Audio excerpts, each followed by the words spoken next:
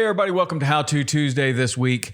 We're talking about kids fishing today. We're talking about getting kids out and going fishing and making sure that we have success. And what success is making sure everybody has a good time and wants to come back. So whether you're doing this by yourself or like we're going to talk about right now with my friend Captain Scott Brown, who's a guide in the Florida Keys and also has 2 young children himself, we're going to talk about the kinds of questions that you might want to ask a guide, the kinds of information that you might want to talk to a guide about to decide if this is the right charter for you and your family, because there's a lot of different kinds of guides out there.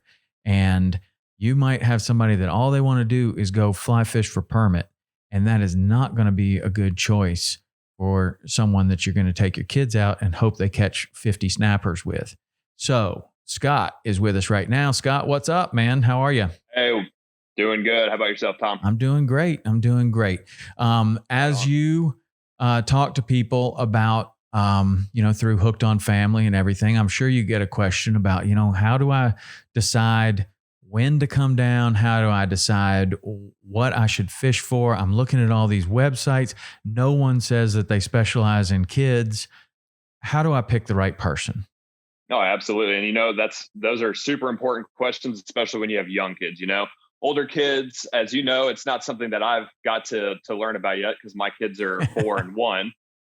But with that being said, I've actually got to put some 6 and 5-year-olds on some pretty good fish. And just like you said before, the first question is always asked is like, hey, do you mind if I can bring my kids? And my response is always, okay, well, yeah, I've got no problem, but I'm just wondering, how old are they?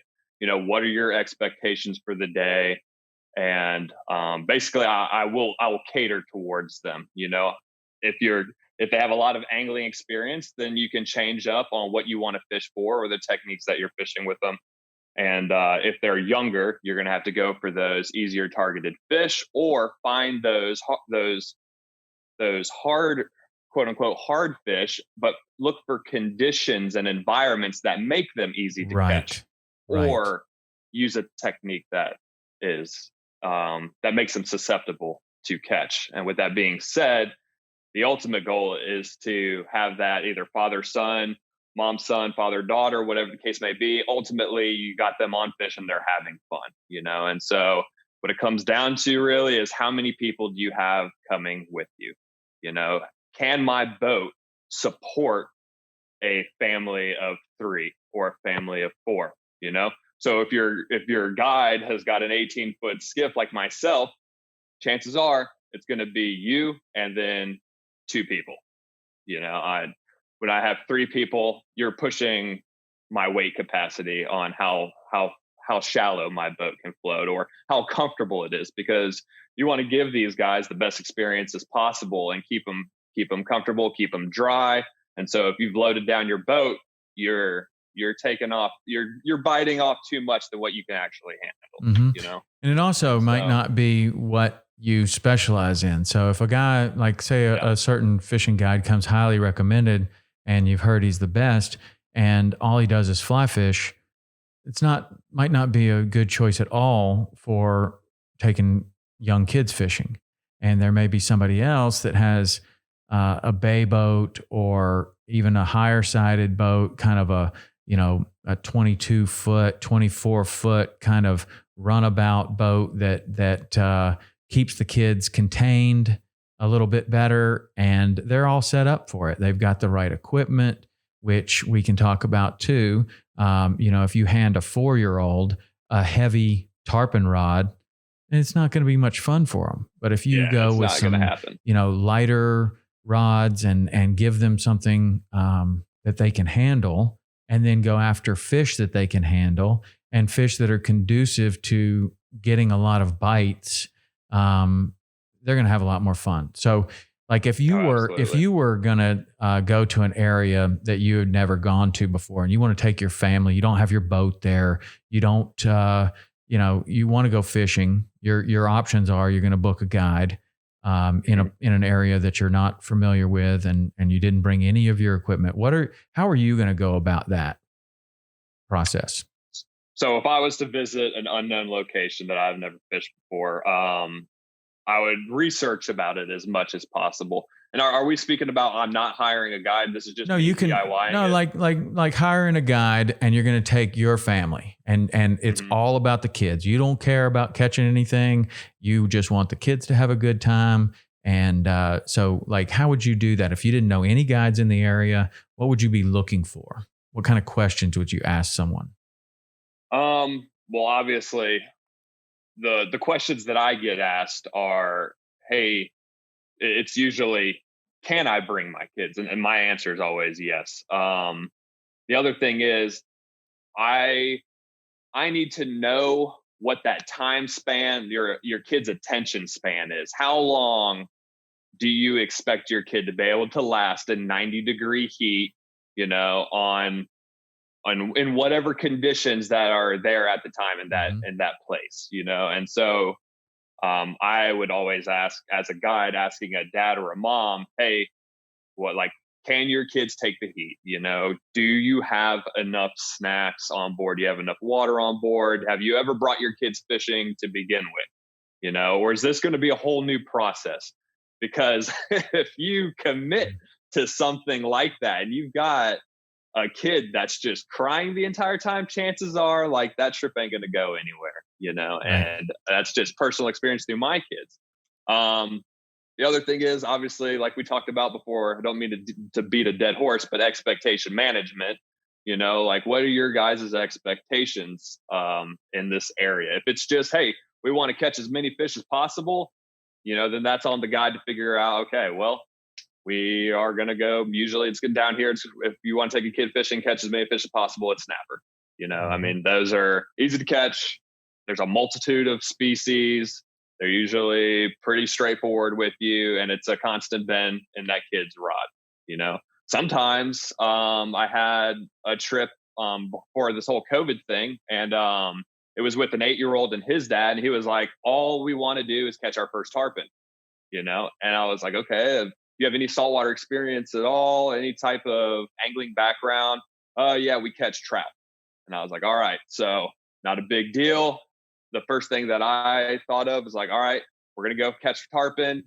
We got to look for some tarpon that are susceptible to being caught. What's the easiest technique for a first time beginner, and it being an 8-year-old, to catch these fish?" And so my gears are spinning. Circle hook, that's an easy hook to set. The mechanics behind it are straightforward. It doesn't involve any special technique. And live bait, it's one cast, one fish you're usually on. I mean, if it's a tarpon, you're usually jump a couple, but we got lucky on this one. And the kid landed his first, like, 30-pound tarpon. Success for the day. Both of their minds were blown. That made the day a lot easier, as we went forth. So we accomplished that first goal, and then we finished it up with a bunch of ladyfish, trout, redfish, and just easy to catch species. It's like the icing on the cake. So managing the expectations, getting your clients' goals up front, completing those, and then ultimately finishing up with an experience that they'll never forget.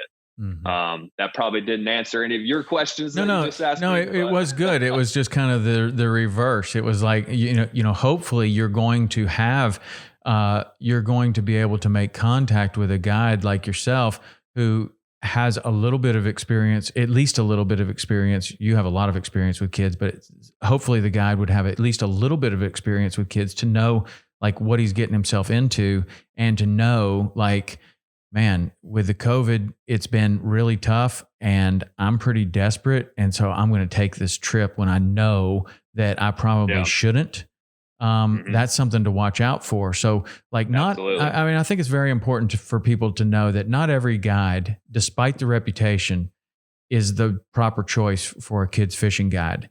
And the kid's fishing guide, it may be somebody that you've never heard of, because you don't get your name put on a trophy and have it be displayed at Sandy Moret's shop for eternity.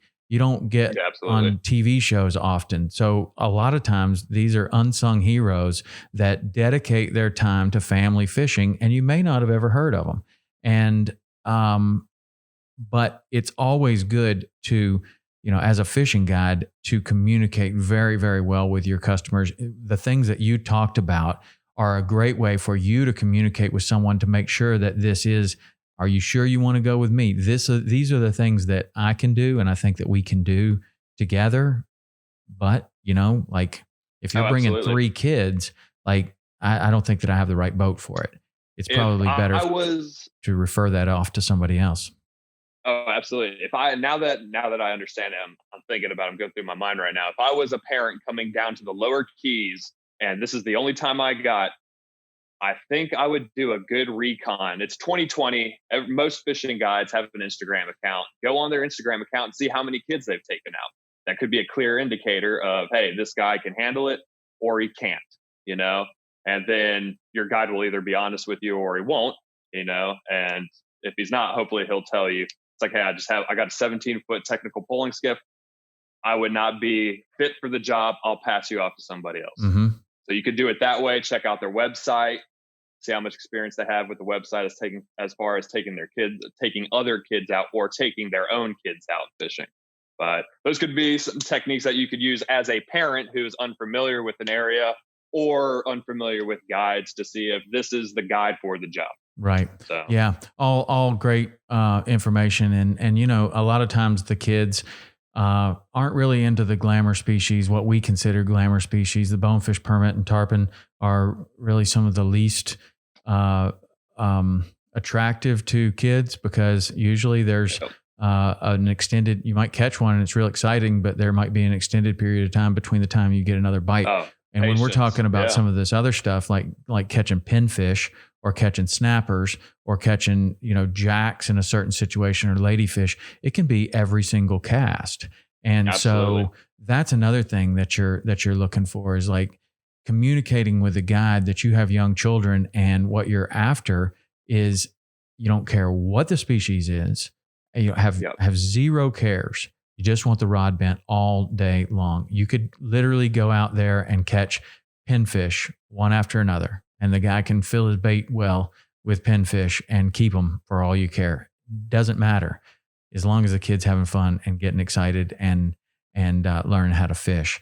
So, there's a lot of different kinds of fishing guides out there. There's a lot of different types of fish to fish for, and there's a lot of different ways to do it. And there are some, just like you mentioned before, that are way more conducive to young children. And those are definitely going to be the species that maybe you've never even heard of. You ever heard of a boxfish or some of these small sharks? And that's the other thing, is like you start talking to a kid about, do you want to go out and catch a bonefish? Like this could be the only time in your life that you ever catch a bonefish. Or would you rather catch a shark? They'd be like, a shark? Every time. A shark? Yeah. We have a chance to catch a shark. And you don't need to go after a 13-foot hammerhead. You can go up to the mangroves and you can catch these little 18-inch little baby lemon sharks. Little lemons. Yeah. Yeah. And the kids go crazy for those.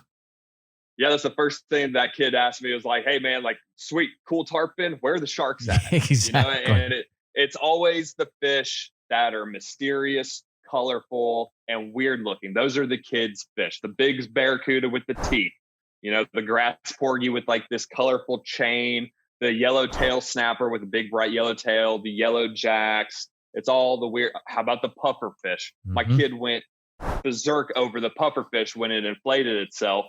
And I mean, my kid could care about the bonefish. He's caught probably 5 bonefish by himself. He doesn't care. He wants those weird fish, the fish that do the weird things, squirting water out of their mouth, and the sharks that are racing around, coming up to you on the sand flat.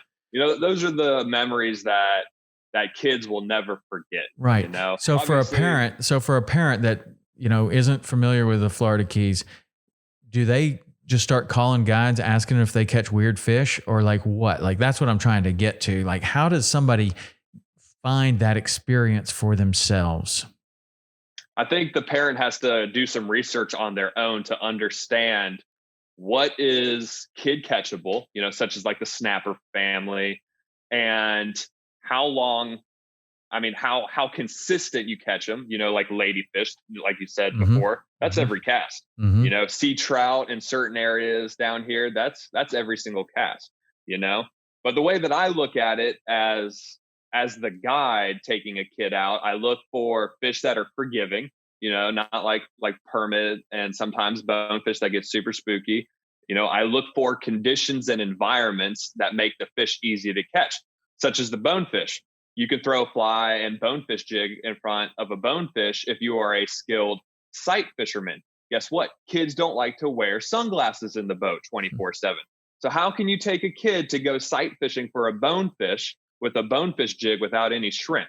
They can't see the fish. But what you can do is level the playing field, go out there with a single piece of dead shrimp, be like, hey, I need you to cast 12 o'clock with his dad or his mom up there, lob that out. The bonefish is going to find the piece of dead shrimp.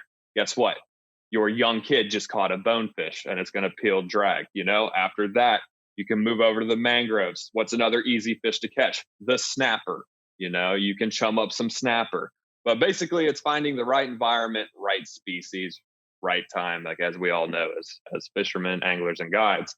But another important thing is, it's cool, you got the fish, you know what you're going for, but do you have the equipment? If you think about how a young kid is built, he doesn't really have he has a strong core for his body weight, but his wrists that are used to manipulate and cast a lure and a rod are not yet developed to the point to where he can hold a regular 7-foot medium heavy or medium rod. So now we got to look at, do I have the terminal tackle, the tackle, and the rod, reels, and line to be able to cater towards this kid? And I found that over time with my own kids, if you want to make this work and get that kid up there casting for more than 30 minutes, you have to have something that's light in the hand. If the kid doesn't have something light in the hand, he's going to last maybe 10 casts and he's done. His wrist endurance is smoked, And so with that being said, you got to find that light, short length, flexible rod that this kid can cast a multitude of lures out there by himself. Because if you know anything about kids, usually when they're young in their 4-year-old range to 8-year-old range, they want to do everything themselves. They don't want help. Mm-hmm. I can't help Grayton do anything. He does everything himself now because he wants the satisfaction of completing the process, So you have to ask yourself, ask that guy, do you have the right equipment? And so whenever I'm taking my kids out and other kids, I go towards a 6-foot medium to medium light rod. And both of us are familiar with the St. Croix series of rods. I use the St. Croix Premier series because they don't make other rods in 6 foot that are light enough for my kid. And so that 6-foot medium action St. Croix Premier series rod is capable of landing everything from bonefish to medium size snappers. What's up, dude? Sorry, Grayton's over here trying to show me his lures and rods.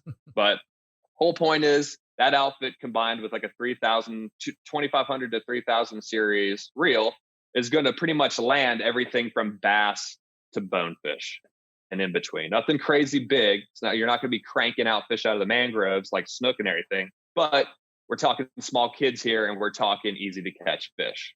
So that's what you need to look for as far as tackle. The other thing is hands-free devices are paramount when it comes to taking kids fishing. I found that a trolling motor and a power pole, these hands-free devices make my day more efficient as a guide or as a dad. And I'm able to devote more time teaching and spending quality time with my kid on the bow. How can you do that if you're pulling around a boat? You can't. You got to stake the boat out with a push pole. You got to get off the polling platform, run down to the front to help your kid, because let's face it, young kids can't do everything by themselves. They have to learn. It really helps having another person with you, but that may not always be the case. So that's where I lean heavily on my power pole to stake out the boat at a touch of a button, or a trolling motor. So I'm able to navigate shallow water, be able to stay up there, help my kid cast, get them untangled, get them out of the mangroves. We're always getting stuck. It's all these little things. Hold on one second, buddy. All these little things stack up. And so if you don't have these wonderful pieces of technology to help you out, you're gonna be hurting out there on the water trying to do everything yourself. So always work smarter, not harder. Got it. What's up, dude? You want to show him your fishing rod? Grayton wants to show you his fishing rod. Come here. Right on. What's up, Grayton? Is that your favorite rod? Is this your favorite rod? Check it out. Yeah. There you That's go. a good rod. That's a good one. And those are some awesome tips from my friend, Captain Scott Brown. He's a guide down in the Florida Keys. He has Hooked on Family. Scott, if people wanted to get more tips about kids fishing and they wanted to follow you, where would they go? So if you want to follow our little adventures, you can go to our Instagram page, which is Hooked on Family. You can follow me at Push a Good Inshore. I also put some kids stuff on there, and then some of my other trips. The place that you really want to find information is going to be www.hookedonfamily.com. I have a variety of editorials that I'm slowly starting to stack up, so that way I can give you in-depth detail on what I talk about either in my YouTube channel, which is also Hooked on Family, or any of these podcasts and other venues that I put out information. So that's where you can reach me. Right on. Other than that, you're getting it all tangled all over the place, Grayton. Chill out, buddy. Right on. And the first article that you need to read about to learn about taking kids fishing is The Art of Patience.